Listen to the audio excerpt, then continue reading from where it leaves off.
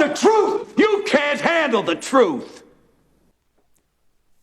What's up, everybody? Hope you're having a good day. Thanks for everybody's comments about how I can improve or fit in a niche or whatever about my video. I appreciate that. Hopefully I can get a few more.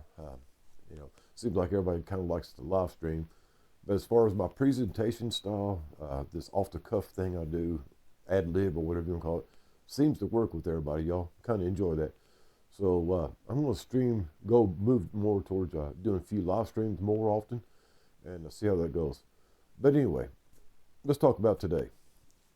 As we all know, the stuff going on in Minneapolis and other locations, it's not just the only place. We have other locations around the United States. It's similar things going on, not quite as this scale, but they have been. Remember Los Angeles and other places where they had the same thing, Chicago. Similar, New York, it's all the same thing. People fighting back against immigration.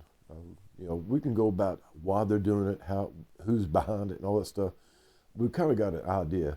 These are paid protesters. Now, who's paying them? Well, it's different people. Even our current administration or Republican Party or even other groups may be behind some of these paid protesters, these instigators as they call them. But we're not about that today. And what I'm wanting to get into, I talked about this the other day, about people's brain function, not really conscious or aware of what they're doing in the world, and how they're acting, what the consequences thereof of their actions. So I did a little looking around and everything and kind of seen the structure of how law enforcement in the United States is sustained. We all know we have local police, or cities and counties and everything, municipalities and everything, and that's your lowest level of law enforcement. Okay, I'm going to be honest with you, that's very low. Sheriffs are almost equivalent to state police. If you didn't know that, deputies and sheriffs are almost equivalent to state police.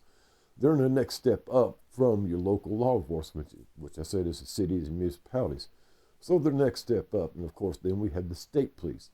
And the state police also has different divisions, but they are maintained within the state. Now here's where it comes into difference, guys. Now, they talk about these people, these ICE personnel and immigration, border patrol, et cetera, as agents.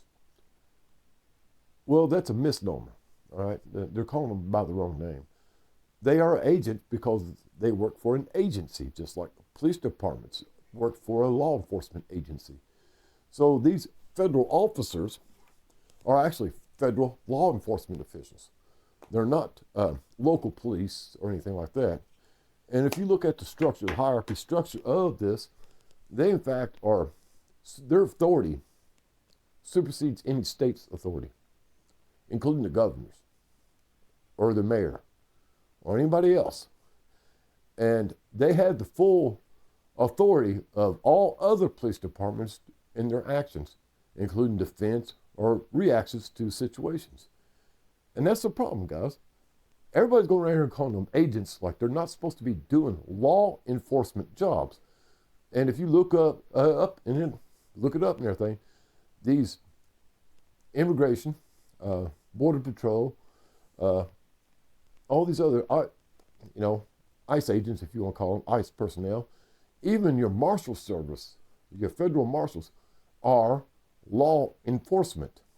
And in fact, it goes on even further to describe that these at the federal level are actually the only law enforcement in the United States. All the other state and local municipalities are peacekeepers. They're not law enforcement. The law is enforced at the federal level, not the local level, as it reads in the descriptions. So, guys, we've got into question, quite a few things here, but the thing is, and what I'm getting to is that these people are acting like these federal officers, these federal law enforcement officials, do not have real authority in their areas or anywhere, including in the state or anywhere else in the United States. They're just supposed to be doing federal stuff, federal agents. They think they're like investigators like the FBI or the CIA or NSA or anything like that. But the thing is, guys, they're the direct link from the Supreme Court, the president, to enforce the law across the nation. And they're getting this mixed up quite a bit. And this is leading to people acting irrationally and out of the order. We've seen the recent shootings in Minneapolis. Whether or not they were deserved, well, that's another discussion. In my opinion, yes. And in fact, I think there's more should be allowed for the protection and the service of these law enforcement officials from the federal level, but they're restricted by the current norms of society. They can't fully act. I mean, guys, look, if it was a local law enforcement or state level law enforcement doing the same things as these guys, they would be shooting the motherfuckers. They would be beating the fire out of them. They wouldn't be just little grenades of tear gas or pushbacks.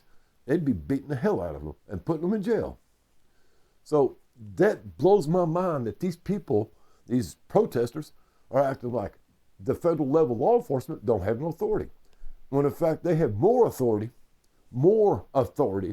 than the other law enforcement agency in the United States.